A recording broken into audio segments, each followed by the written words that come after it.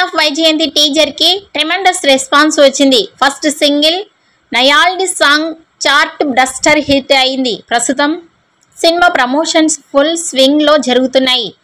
శ్రీరామనవమి సందర్భంగా special interview చేశారు. ఇది సోషల్ మీడియాలో వైరల్ అవుతోంది. మేకర్స్ త్వరలోనే గ్రాండ్ ఈవెంట్ లో ట్రైలర్ లాంచ్ చేయడానికి ప్లాన్ చేస్తున్నారు. కాగా ఈ చిత్రంలో సాయి మంజ్రేకర్ కథానాయికగా నటిస్తుండగా సోహైల్ ఖాన్ ప్రతినాయకుడిగా కనిపించబోతున్నారు. అలాగే సీనియర్ నటుడు శ్రీకాంత్, మేకా, యానిమల్ ఫేమ్ పృథ్వీరాజ్ కీలక పాత్రలు పోషిస్తున్నారు.